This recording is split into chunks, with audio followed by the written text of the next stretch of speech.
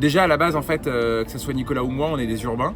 Donc quand on a envie de se réorienter vers les métiers de l'agriculture et qu'on est un urbain, il y a un côté plus confortable de faire de l'agriculture urbaine parce qu'on n'a pas besoin de changer complètement d'environnement de vie, de faire déménager sa femme, de tout changer.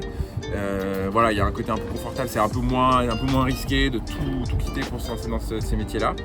Et puis aussi, il y a un peu une idée derrière de se dire si on arrive à montrer qu'on peut vivre du maraîchage sur des petites surfaces comme ça en ville, et ben ça peut aider à encourager la végétalisation de la ville. C'est-à-dire qu'après, le pari qu'on faisait, c'était que si on arrive à montrer ça, ben derrière n'importe quel propriétaire qui a de foncier en ville, qui a 500 mètres carrés par-ci, 1000 mètres carrés par-là, et ben il va avoir intérêt à faire s'installer des maraîchers pour avoir un espace végétalisé qui vit, qui n'a pas besoin de financement, qui est autonome en fait, financièrement.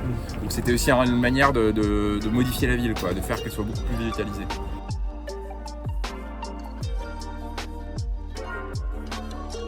Il y a deux trucs, c'est que déjà c'est un métier super complet, donc on s'ennuie jamais.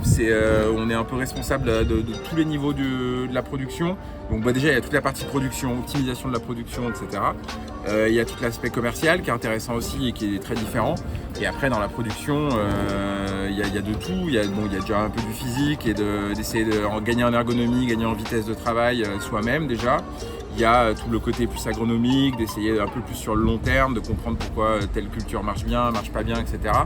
Il y a toujours les aléas climatiques, il y a plein d'aléas tout le temps qui font que chaque saison tout change et qu'il faut se réadapter. Donc c'est très complet et c'est un peu un espèce de jeu d'optimisation qui est infini, quoi. Donc ça c'est très riche et on s'ennuie jamais.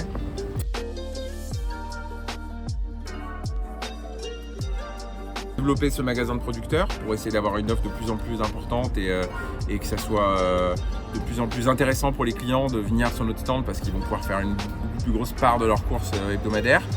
On a aussi un nouveau terrain qui est prêt là, que Grand Lyon Habitat nous met à disposition et qu'il faut qu'on équipe et qu'on trouve le temps de savoir ce qu'on va faire dessus, comment on le met en place, etc. Donc on a ce nouveau terrain qui va nous permettre encore de doubler notre production. Et après, plus à moyen terme, on a aussi envie l'un et l'autre, donc Nicolas et moi, de progressivement aller vers de l'agricole non urbain, de commencer à se déplacer en dehors de la ville. Donc déjà, comment faire cette transition, comment faire en sorte que nos terrains perdurent et soient repris par quelqu'un d'autre, et que ce soit des projets sérieux. Donc voilà, il y a un peu tout ce truc-là aussi qu'on a en tête. Mais bon, là maintenant on est vraiment dans la saison, donc c'est un peu plus difficile de dégager du temps pour réfléchir à tout ça.